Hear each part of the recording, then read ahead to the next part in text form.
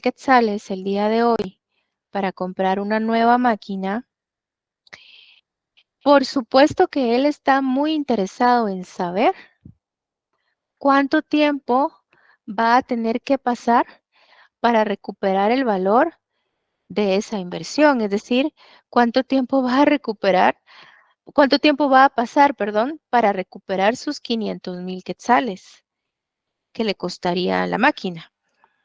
Entonces, eso es bien importante. A veces pueden ser días, semanas, meses o podrían ser hasta años.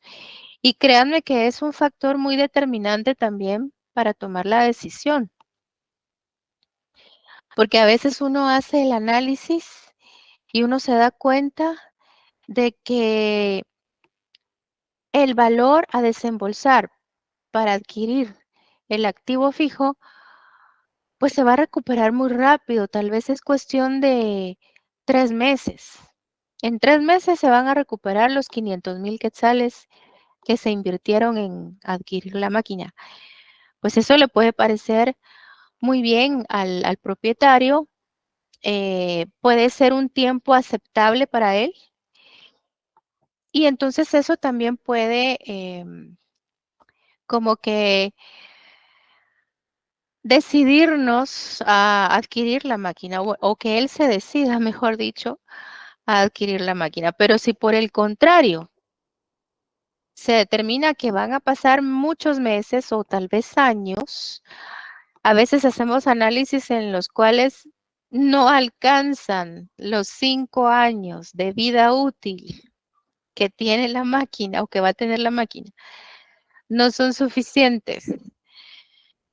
Es decir, con que la máquina esté funcionando y se estén fabricando productos a lo largo de 5 años, no va a ser suficiente para recuperar los 500,000 quetzales que costaría la máquina. Imagínense, eso podría ser algo que desmotive completamente, ¿verdad? Que desaliente y que haga que el propietario no quiera comprar la máquina. Es decir, el tiempo o el periodo de recuperación de inversión puede ser determinante. Este tiempo lo vamos a calcular de una manera bastante exacta, ya se van a dar cuenta ustedes. Miren, lo más bonito de esta herramienta, de estas herramientas, es que no me lo van a creer, pero en Administración Financiera 4 hoy por la tarde las estuvimos repasando otra vez. Así que otra vez porque yo les decía a los estudiantes de Administración Financiera 4 que pues ellos ya habían conocido estas herramientas en Financiera 2, entonces solo era un repaso. Así que hoy precisamente por la tarde estuvimos haciendo unos ejercicios prácticos en los cuales aplicaron la tasa promedio de rentabilidad y el periodo de recuperación de inversión. Y digo que es algo muy bonito porque son conocimientos que nos van a servir para poder ser aplicados no solo en nuestra vida profesional, sino que eh, los vamos a estar viendo en más de un curso, ¿verdad? Entonces, eh, son conocimientos muy importantes. Los flujos netos de efectivo se conocen con las iniciales FNE. Los flujos netos de efectivo son los que se utilizan precisamente para calcular ese tiempo bastante exacto de recuperación de inversión, pero también podría ser calculado este tiempo o este periodo en base a flujos descontados o actualizados. Ya les voy a explicar después más a fondo en qué consisten los flujos descontados o actualizados, que prácticamente son flujos calculados a futuro, pero que se convierten a valor actual. El periodo de recuperación de inversión tiene esta fórmula. A la inversión neta la dividimos entre el flujo efectivo real. Ya les voy a enseñar también cómo aplicar esta fórmula, porque no siempre se aplica de la misma manera. Ya les voy a explicar por qué estoy diciendo esto. Lo importante es que ustedes vayan dándose cuenta de las diferentes herramientas que existen. Cada herramienta pues tiene su fórmula y estamos dentro de las técnicas o herramientas de evaluación financiera en lo que corresponde a presupuestación de capital. Aquí les estoy mostrando precisamente los criterios de decisión. Era lo que les estaba hablando hace un momento.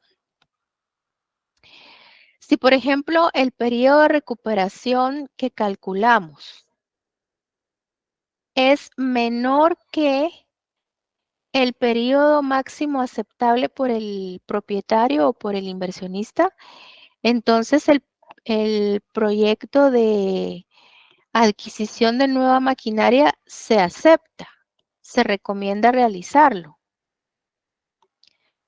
Por ejemplo, vamos a suponer de que según nuestros cálculos, porque los vamos a estar haciendo, el periodo de recuperación de la inversión de la nueva máquina va a ser en 4 meses.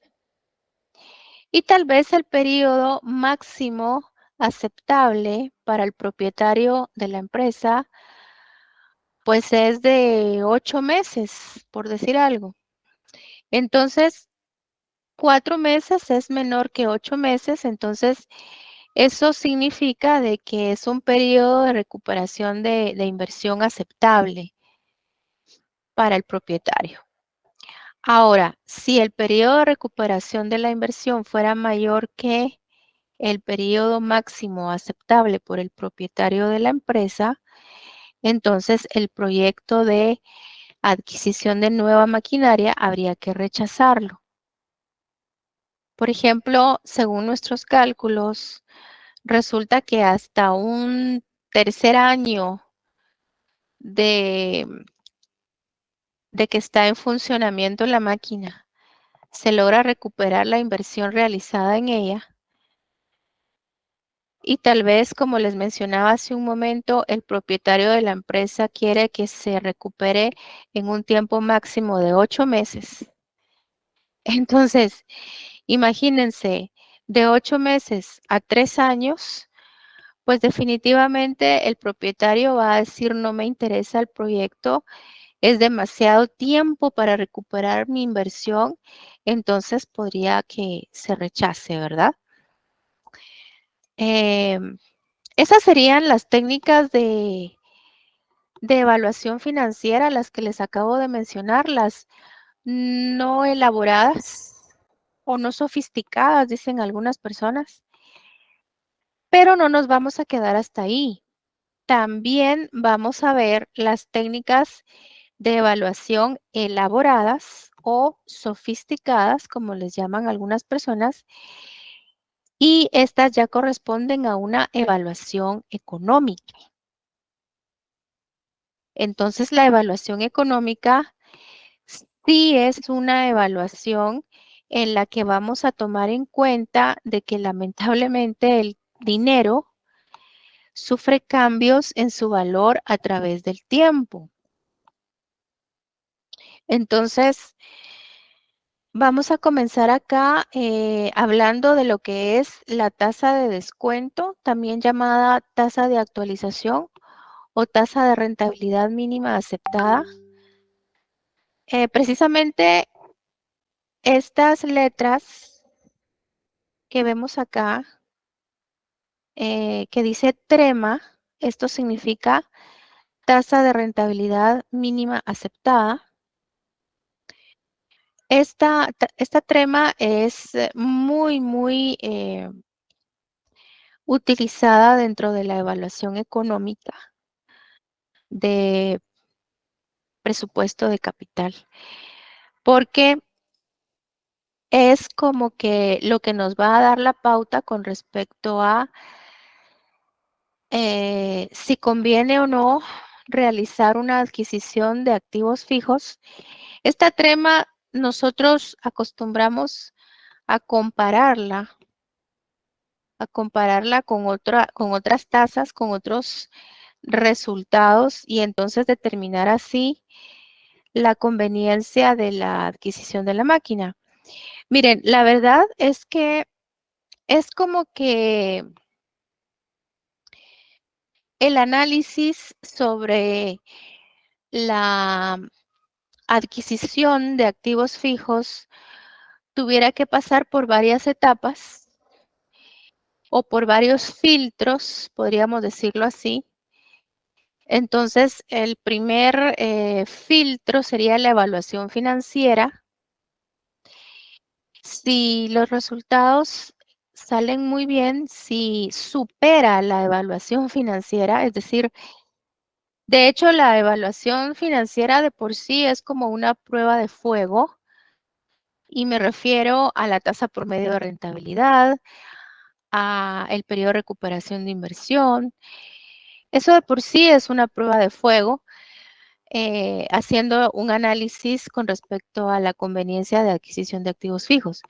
Pero si salen muy bien esos resultados, entonces tendríamos que pasar a una siguiente etapa, que vendría siendo la evaluación económica. Y esa evaluación económica es pues otro grupo de herramientas que se tienen que aplicar y es como que otra prueba de fuego, pero yo diría que, bueno, mucho más exigente que la anterior, mucho más. Entonces, la trema puede tener varios nombres también. Se le puede mencionar o se le puede llamar de diferente forma. La tasa de rendimiento mínima aceptada TREMA. También se le puede decir tasa de rendimiento requerido. También se le puede llamar costo de capital, tasa de descuento, costo de oportunidad. Puede recibir todos estos nombres. La TREMA viene siendo la tasa de rentabilidad mínima que el propietario de la empresa estaría dispuesto a aceptar cuando se trata de un proyecto de inversión, en este caso de adquisición de activos fijos. Decimos, por ejemplo, tasa de descuento, porque la trema nos va a ayudar precisamente a descontar o a rebajar o a actualizar, como también se le llama, los flujos de efectivo calculados a futuro, porque va a permitir que esos flujos de efectivo calculados a futuro puedan ser convertidos o transformados a valor actual. Y por eso se le llama tasa de descuento, porque de alguna manera los rebaja o los aminora. Y eso pues también tiene su propósito. El rebajar o descontar flujos de efectivo considerando muchas variables de la economía, principalmente el ritmo inflacionario, pues permite que determinemos si verdaderamente esos flujos de efectivo van a ser tan buenos como se pensaba en la evaluación financiera y si verdaderamente ya estando convertidos a valor actual, pues siempre van a superar el valor de inversión. Porque definitivamente esos beneficios que queremos obtener a futuro tienen que ser cantidades de dinero que superen la inversión que se estaría haciendo, por ejemplo, para comprar esa nueva máquina, ¿verdad? ¿Qué significa eso de costo de oportunidad? Por ejemplo, el hecho de que tenemos que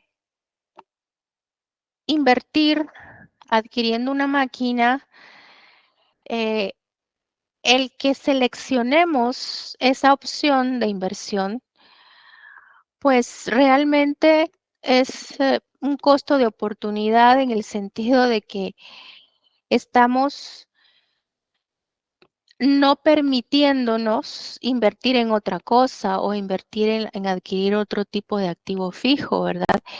La verdad es que en la vida siempre estamos tomando diferentes decisiones y cuando se trata de seleccionar o de elegir una opción entre muchas otras, lo que está ocurriendo es que nos estamos privando de los beneficios que podríamos estar obteniendo al haber elegido la otra opción. Entonces, por supuesto que la trema tiene que ver con un costo de oportunidad, ¿verdad? De elegir, por ejemplo, adquirir un determinado bien de capital eh, en lugar de otro o en lugar de invertir el dinero en otro tipo de negocio. Entonces, claro que también representa un costo de oportunidad. También se le llama costo de capital. Obviamente tiene que ver con lo que cuesta ese dinero que se invierte para adquirir activos fijos, a los cuales también se les llama bienes de capital. Una técnica muy utilizada para lo que es el tema de presupuesto de capital, pero no solo para este tema, no solo para este tema del presupuesto de capital. Les quiero contar que en, en Financiera 4 se vuelve a retomar el valor actual neto, porque es una herramienta importantísima para analizar proyectos de inversión. El valor actual neto, conocido como VAN o como VPN, aunque yo prefiero decir VAN, porque entiendo que esto de VPN, para quienes tienen conocimientos de informática, de tecnología, pues puede significar otra cosa, ¿verdad? Entonces yo prefiero decir VAN. Ya en una ocasión tuve un grupo de estudiantes precisamente que se preparaban en esas áreas y entonces cuando yo decía VPN creían que yo estaba hablando de otra cosa. Entonces para evitar confusiones prefiero decir VAN y el valor actual neto considera el cambio en el valor del dinero a través del tiempo. Claro que sí. Esta herramienta está considerando de que el dinero va perdiendo valor a través del tiempo. Entonces, lo que hace es precisamente aplicar descuentos a una tasa específica. Aplicar descuentos a flujos de efectivo calculados a futuro a una tasa específica que vendría siendo una trema. No se preocupen que poco a poco nos vamos a adentrar en este tema. Este tema del presupuesto de capital yo diría que es de los más importantes del examen final. Bueno, todo es importante, pero para ser más específica, es uno de los temas más extensos del examen final. Tiene su fórmula, esta herramienta del valor actual neto. Entonces, la fórmula del BAN es que vamos a hacer una sumatoria de todos los flujos netos de efectivo actualizados o convertidos a valor actual. Obviamente son flujos de efectivo calculados a futuro, pero que se van a convertir a valor actual y les vamos a restar el valor de la inversión. Y esta diferencia es lo que vamos a conocer como VAN. El resultado del valor actual neto puede ser un resultado negativo, puede ser un resultado igual a 0 o puede ser un resultado mayor a 0, es decir, positivo.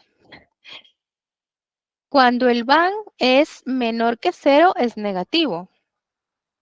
Si el resultado del valor actual neto es un número negativo, lo que tenemos que hacer es recomendarle al propietario de esa empresa que no realice el proyecto de inversión, es decir, que no desembolse los 500,000 quetzales, por ejemplo, que tendría que costar esa máquina o que costaría la máquina porque no le va a dar beneficios en realidad. Y esto es desde un punto de vista económico. Tal vez desde un punto de vista financiero, pues sí era aceptable. Tal vez desde un punto de vista de la evaluación financiera, el desembolsar los 500,000 quetzales para adquirir una nueva máquina, pues sí le representaba beneficios, pero ya pasando por esta segunda prueba de fuego, que es la evaluación económica, ya rebajando los flujos de efectivo, convirtiéndolos a valor actual, nos podemos llegar a dar cuenta de que lamentablemente el resultado es negativo, y si es negativo significa que desde el punto de vista económico al propietario no le conviene hacer ese desembolso.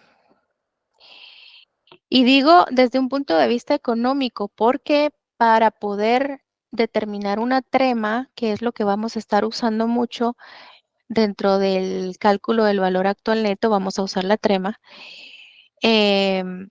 La trema es una tasa que para poder determinarla se tiene que tomar en consideración el ritmo inflacionario, la tasa de inflación interanual.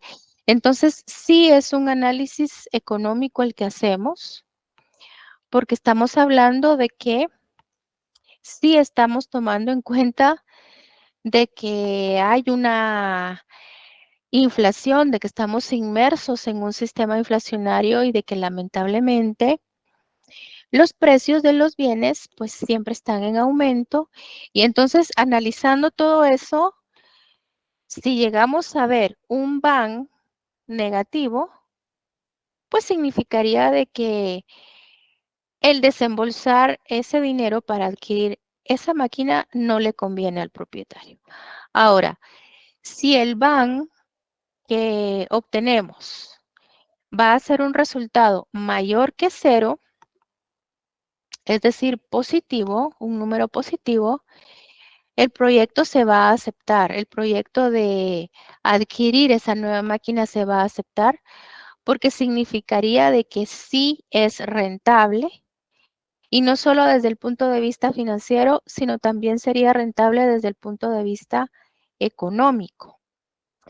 Y finalmente, si el valor actual neto es exactamente igual a 0, porque también puede pasar, aunque sería un caso muy raro, pero también puede suceder de que el BAN fuera exactamente igual a 0, entonces lo que ocurriría es que, o lo que significaría, mejor dicho, es que sí conviene hacer el proyecto de adquirir la nueva máquina, pero hay que estar muy conscientes de que el rendimiento que obtendría el propietario sería exactamente ese rendimiento mínimo que él desea y nada más. Es decir, no iría más allá de ese rendimiento mínimo, ¿verdad? Si tal vez la tasa de rendimiento mínimo que acepta el propietario,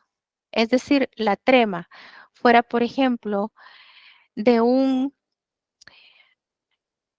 25%, si esa fuera su rentabilidad mínima que él acepta, y resulta de que está generando este proyecto una rentabilidad menor, tal vez estamos hablando de un 20%, entonces ahí estaríamos hablando de que el proyecto no alcanza la rentabilidad mínima del propietario, es decir, la rentabilidad mínima que el propietario anhela. Ahora, si el BAN es exactamente igual a 0, significaría de que el proyecto de compra de nueva maquinaria estaría dando exactamente la rentabilidad mínima que desea el propietario, que sería del 25%, pero, por ejemplo, pero no daría más que eso. Es decir, cuando el BAN es igual a 0, lo que tenemos que entender es que la rentabilidad máxima de este proyecto de adquisición de máquina es la rentabilidad mínima que el propietario está deseando. Entonces, él tendría que estar consciente de eso y determinar si quiere o no realizar el proyecto, ¿verdad? Yo sé que esto no se comprende a plenitud diciéndolo con palabras, tendríamos que entrar ya a la parte numérica para poder comprender todas estas explicaciones y poder entonces también plantear estos escenarios, porque esto que ustedes ven acá es como que yo les estuviese hablando de 3 escenarios diferentes, ¿verdad? Cuando hay un resultado negativo, cuando hay un resultado positivo y cuando hay un resultado igual a 0. No sé si alguien desea preguntar algo. Ok, es que escuché por ahí un micrófono. Esta es otra herramienta que es importante explicar también conforma a lo que es la evaluación económica. Estoy hablando de la tasa interna de retorno, la famosa TIR, que también se retoma en Administración Financiera 4. De hecho, en Administración Financiera 4, y perdón que esté mencionando tanto pues, de otros cursos, pero lo que quiero decirles es que en Administración Financiera 4 uno procura como que no adentrarse demasiado en toda la explicación porque ya es algo que se debiera de conocer, ¿verdad? Entonces, ya desde Financiera 2 se tiene que conocer esta TIR, tasa interna de retorno, que es la tasa que iguala la suma de los flujos de efectivo actualizados con el valor de inversión. Lo bonito es que determina el rendimiento de la inversión inicial del proyecto, es decir, determina el rendimiento real que tiene.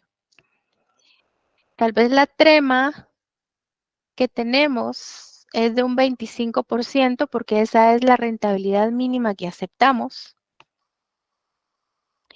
Pero ya al calcular la TIR nos damos cuenta, por ejemplo, de que este proyecto de adquisición de nueva máquina va a dar un rendimiento de un 35%. Entonces, si la TIR es del 35%, pues qué bien, porque eso superaría las expectativas que tenemos, sería una tasa mucho mayor a la trema y sería como que el verdadero rendimiento de la inversión del proyecto, que serían los 500,000 quetzales que les estaba mencionando, por ejemplo. Esta es la fórmula de la TIR. Es una fórmula que no la vamos a comprender hasta que no le pongamos números. Ahora, existe la gran ventaja de que en las fórmulas financieras de una hoja de Excel se encuentra la TIR y se calcula de una manera muy, muy práctica. Esa es una gran ventaja que nos ha dado la virtualidad, les cuento, porque pues estando en clase, en lo presencial, quiero decir, yo no podía mostrarles, al menos no con facilidad, cómo calcular la TIR en Excel o cómo calcular el BAN en Excel, porque el BAN también se puede calcular en Excel. Hay fórmulas financieras en Excel que, que son muy útiles. Entonces, dentro de ellas está el BAN, está la TIR y pues ahora que estamos en lo virtual, eso permite calcular el BAN y la TIR de una manera muy, muy rápida. Cuando se hacía a mano, pues el procedimiento era un poquito más largo. También hay criterios de decisión con respecto a la TIR, porque les quiero contar que si la tasa interna de retorno resulta mayor a la trema, pues el proyecto de compra de nueva máquina se tiene que recomendar su aceptación. Era lo que les decía. Si, por ejemplo, tengo una TIR del 35% y una trema del 20 o del 25, pues entonces, siendo la TIR una tasa más alta, eso sin duda alguna me haría decidirme por adquirir esa nueva maquinaria. Definitivamente que sí. Ahora, si la TIR fuera exactamente igual a la trema,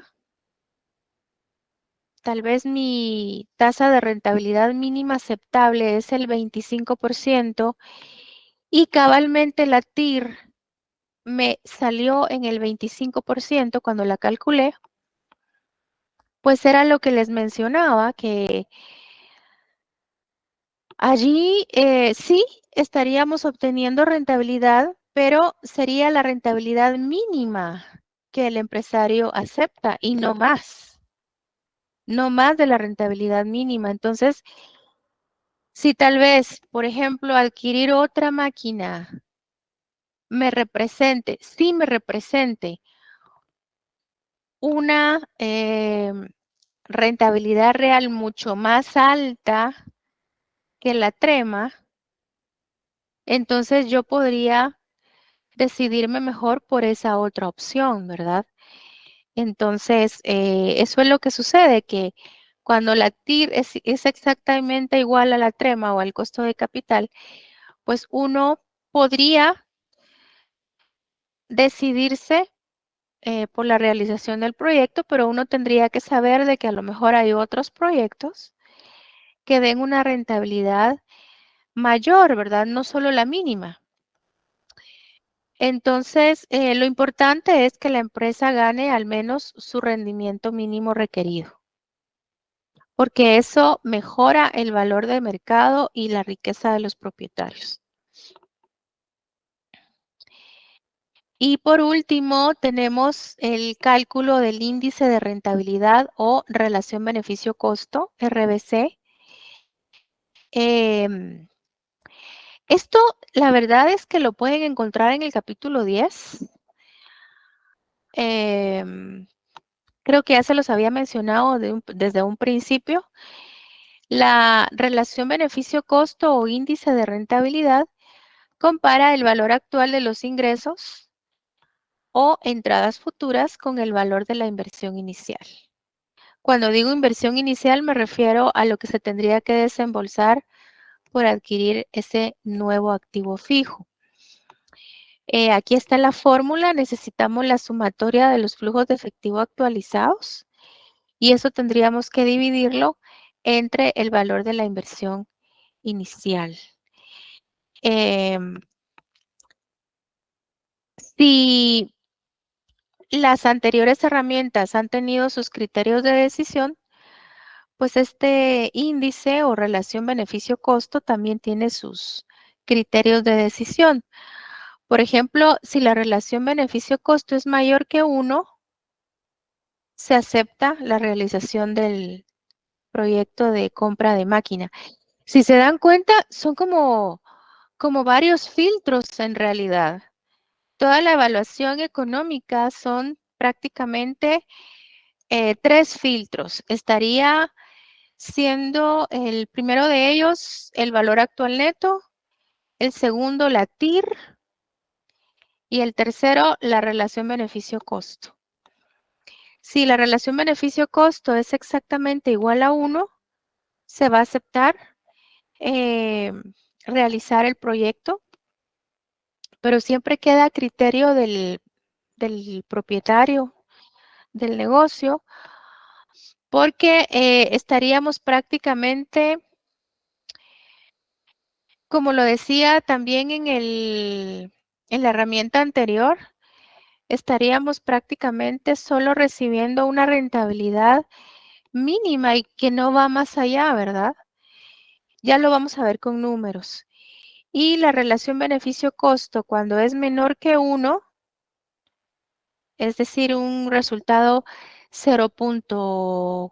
0.4, 0.8.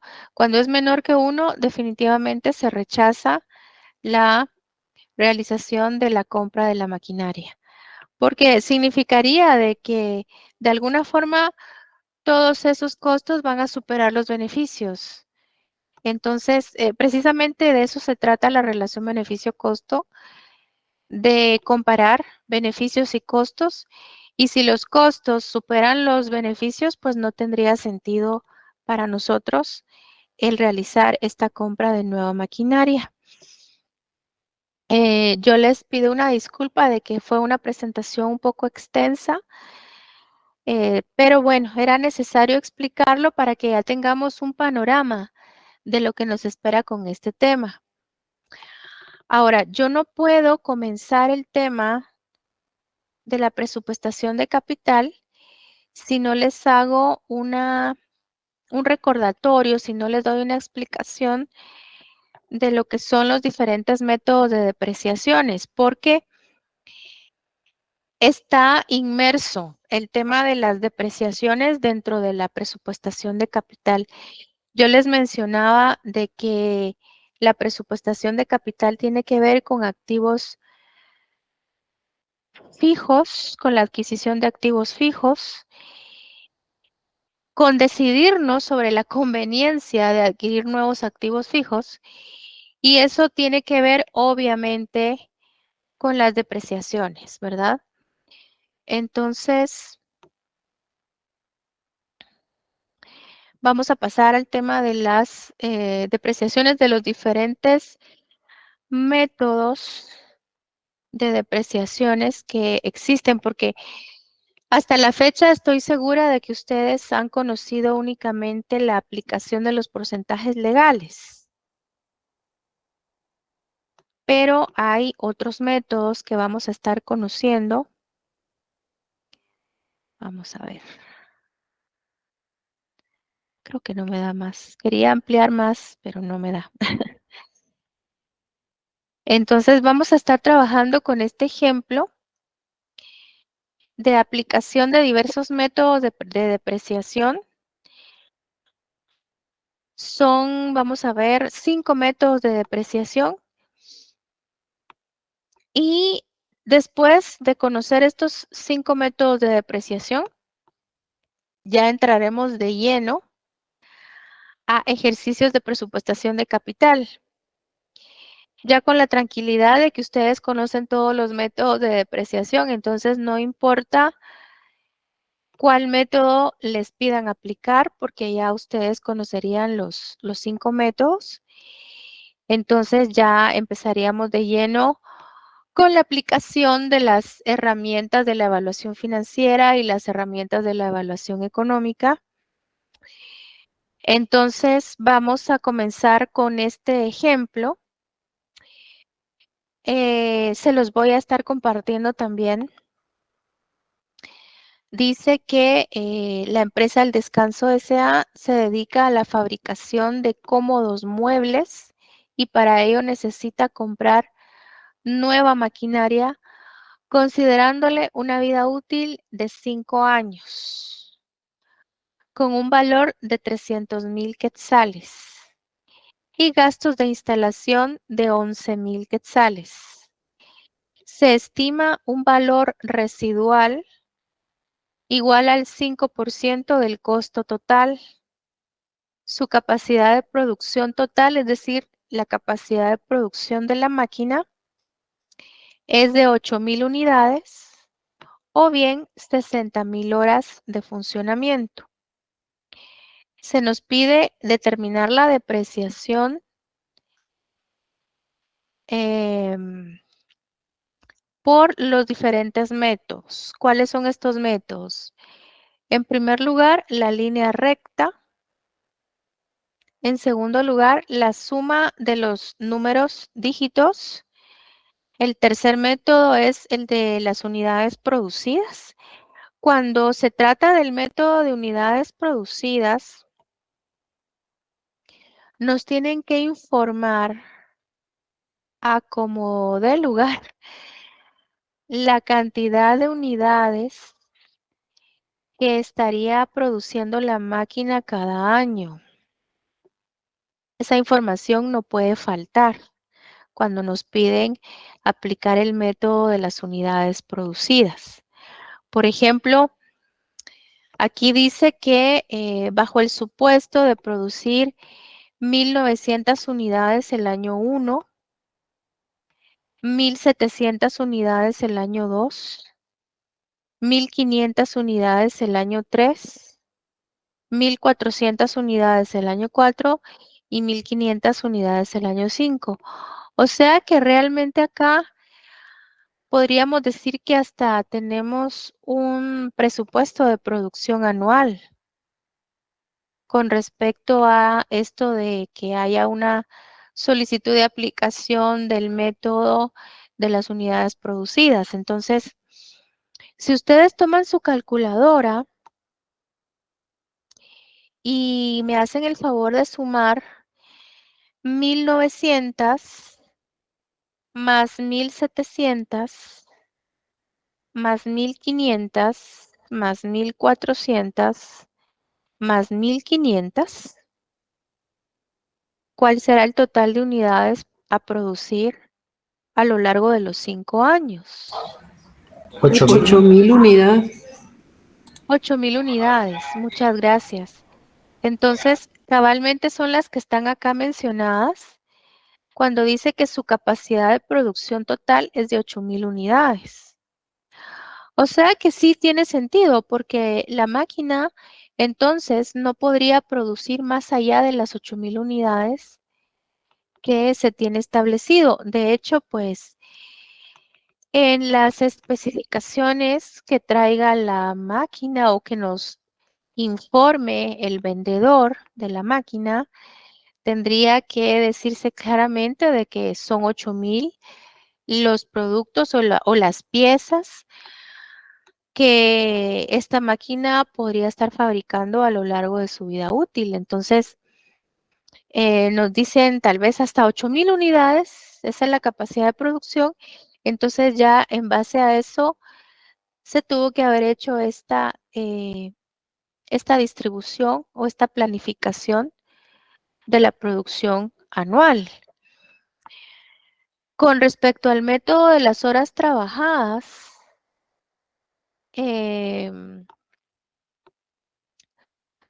pues también hay allí información importante que tomar en cuenta, porque dice que al aplicar el método de las horas trabajadas, en el año 1 se tiene establecido que se van a trabajar 15.500. Estamos hablando de las horas en las que estaría funcionando la máquina. En el año 1 estaría funcionando 15.500 horas. En el año 2 estaría funcionando 13.900 horas. En el año 3, 12.300 horas. En el año 4, 9.500 horas. Y en el año 5, 8.800 horas. Entonces, aquí, si ustedes son tan amables de hacerme, por favor, una sumatoria. Da Aquí no 60.000, licenciada. podríamos. ¿Qué manda? Da 60.000. Gracias, muy amable. Da 60.000. Excelente. Aquí no podríamos pasarnos, por así decirlo, de las 60.000 horas que estarían establecidas como máximo a funcionar por esta máquina. Entonces, precisamente en base a esta información de que la vida útil de la máquina en horas son 60.000, es que se tiene establecida esta distribución de horas a lo largo de los 5 años, ¿verdad? Y finalmente, pues vamos a estar aplicando el método de la tasa doble decreciente o doble tasa decreciente, porque hay quienes le dicen así, doble tasa decreciente. Entonces son 5 métodos, bueno, en realidad podríamos decir 6, porque no tenemos que olvidar de que existe el método de la aplicación de los porcentajes legales de depreciación, que realmente es el que conocemos comúnmente, ¿verdad? El que principalmente se utiliza, aunque no quiere decir que no se puedan utilizar estos otros. La SAT autoriza, claro que se tienen que hacer varios procedimientos y trámites para que SAT autorice la utilización o la aplicación, mejor dicho, de otro método de depreciación que no sea el de la aplicación de los porcentajes legales y que podría ser alguno de estos, ¿verdad? Pero independientemente de eso, considero que la aplicación de estos diferentes métodos de depreciación, nosotros podríamos realizarla, pues, dentro del contexto de la contabilidad administrativa. Es decir, si nos piden un análisis para determinar la conveniencia de la adquisición de una máquina, es decir, si nos piden un presupuesto de capital, pues nosotros estamos en la libertad de aplicar el método de depreciación que consideremos más apropiado o más acorde para hacer ese análisis. Porque al fin de cuentas, ese análisis, ese presupuesto de capital, quiero decir, no es algo que tengamos que entregar a SAT, no es algo por lo que tengamos que dar cuentas a SAT. De hecho, siempre que hablamos de algún presupuesto, sabemos que no es algo que tengamos que informar a SAT, ¿verdad? O que presentarle por escrito precisamente esos presupuestos. No. De hecho, lo que concierne a presupuestación, ustedes saben muy bien que es algo interno de la empresa. Entonces, nosotros podríamos aplicar cualquiera de estos métodos que consideremos apropiado para el caso y no estaríamos pues actuando mal, ¿verdad? Por no aplicar el porcentaje legal de depreciación. Entonces, vamos a comenzar, aunque ya solo me faltan 10 minutos, pero yo diría que en estos 10 minutos por lo menos vamos a calcular el primer método que vendría siendo el de la línea recta. Entonces, vamos a comenzar acá. Algunos piensan que el método de la línea recta es igual a decir porcentajes legales de depreciación y no, no es necesariamente lo mismo. Así que para esto yo voy a tener que quitar de la pantalla toda esta información para que ustedes me puedan acompañar con los cálculos. Bueno, les voy a limpiar acá esta área.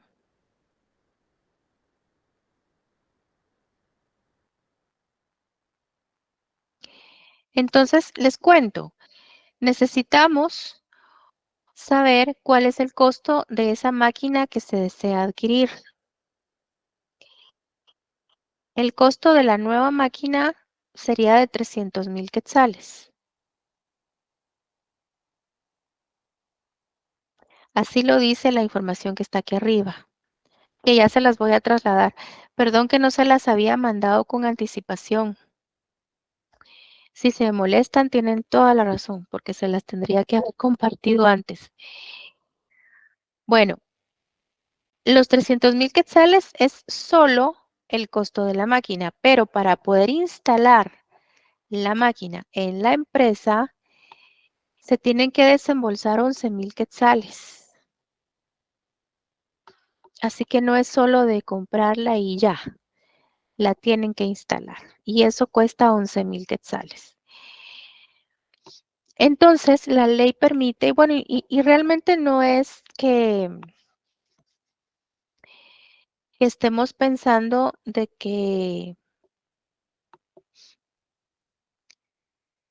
de que la ley lo tenga que permitir, aunque sí lo permite, pero quiero decir que también conviene que en este análisis hagamos la suma del costo de la máquina más los gastos de instalación para tener un costo total, que yo diría que es un costo total de adquisición.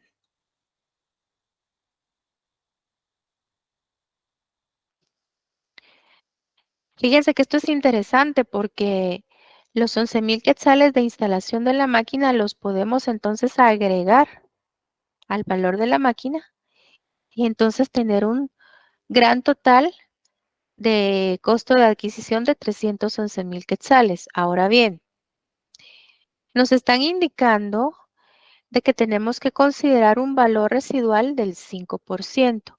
¿Esto qué significa? Que ya cuando haya llegado al final de su vida útil esta máquina, pues podemos seguir observando en los libros de contabilidad un valor que le podríamos decir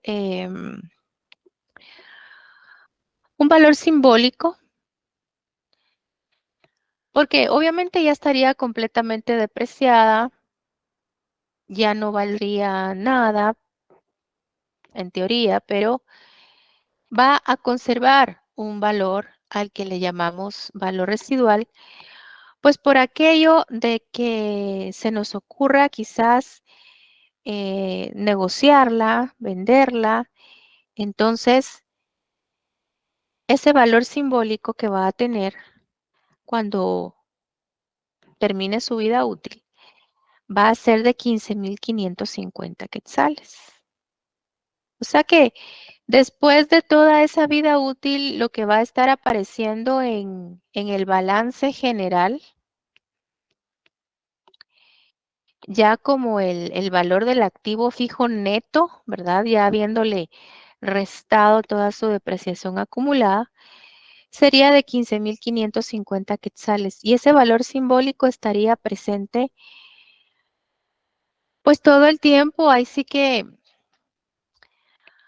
hasta el último día que la máquina se encuentre dentro de la empresa, estaría con este valor de 15,550 quetzales. Ahora, el valor depreciable. El valor depreciable va a ser la diferencia entre el costo total de adquisición y el valor residual.